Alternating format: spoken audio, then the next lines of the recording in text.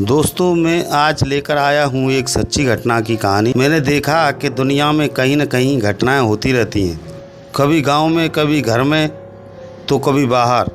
तो ऐसी ही एक घटना घटी थी कि सफ़ेद साड़ी में एक नौजवान लड़की हमारी तरफ बढ़ रही थी। उसकी आंखों में खून भरा था, चेहरा सुर्ख लाल हो रहा था, सर के बाल बिखरे हुए थे, बहुत भयानक लग रही थी। उसे देखकर हम लोग इतने भयभीत हो गए थे, हमारे मुख से आवाज़ भी नहीं निकल रही थी और डर के कारण सारा शरीर पसीना से भीग गया कि हमको ऐसा लगा कि हमारा बचना मुश्किल है। दोस्तों, थोड़ा इंट्रो के साथ लेके चलें। तो नमस्कार दोस्तों, आपका स्वागत है आपके खुद के यूट्यूब चैनल स्टोरी टेलर माँ भाग्यलक्ष्मी में। इस चैनल के माध्यम से रोचक ईश्वर से जुड़े चमत्कार, पौराणिक कथाएं, तीसरी शक्ति का प्रकोप के बारे में बात करता हूं। दोस्तों, जो कहानी आपको सुनाने जा रहा हूं, यह कहानी मेरे एक सब्सक्राइबर ने मेरे पास भेजी है, जो राजस्थान की रहने वाली है। नाम है अनीता जी। ने मैसेज करके बताया कि विजय भैया, मैं आपके पास एक कहानी भेज रही हूं, मेहरबानी करके आप इस कहानी को अपने शब्दों में सुनाएं।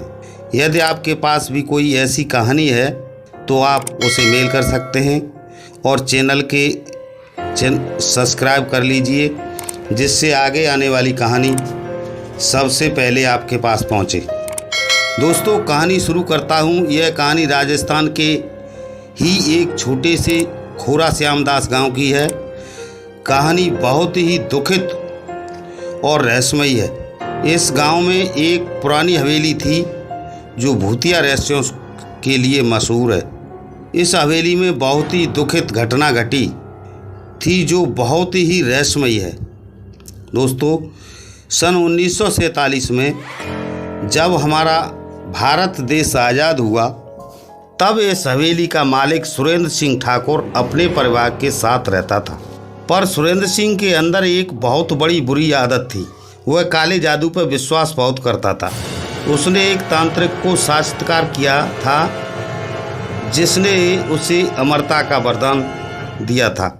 आप लोग खुद सोचिए, जो व्यक्ति ईश्वर की भक्ति करके कुछ नहीं कर सका, वह दूसरों को अमर कर देगा, सिवा झूठ, लालच और फरेब के अलावा और कुछ नहीं। पर यह सत्य है, जो व्यक्ति इसमें फंस गया जाता है, उसका निकलना मुश्किल हो जाता है। दोस्तों, इस अमरता के पीछे एक शर्त बहुत खतरनाक थी, और वह शर्त थी कि हर अमावस्या की रात को एक निर्दोष व्यक्ति की बलि देनी होगी। सुरेंद्र सिंह तो लालच में फंसकर मना नहीं कर पाया और उसने शर्त मंजूर कर ली।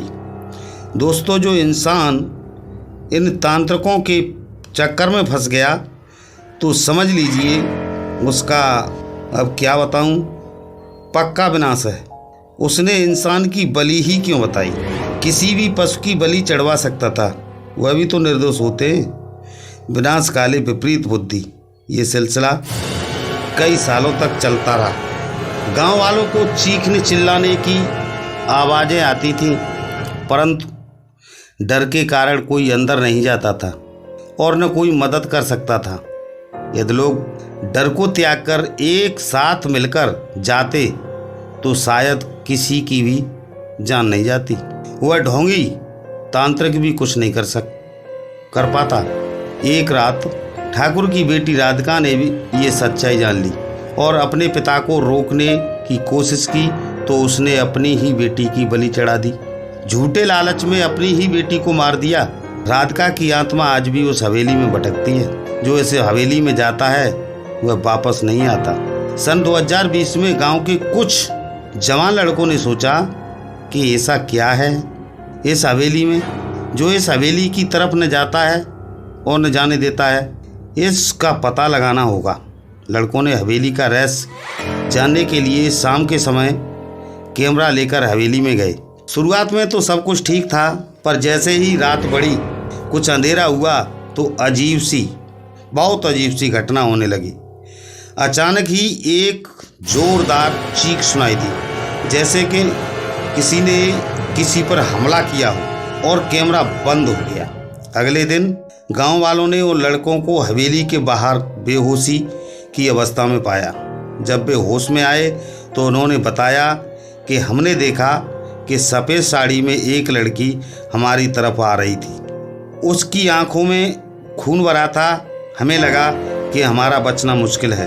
दोस्तों, आज भी वह हवेली वीरान पड़ी है।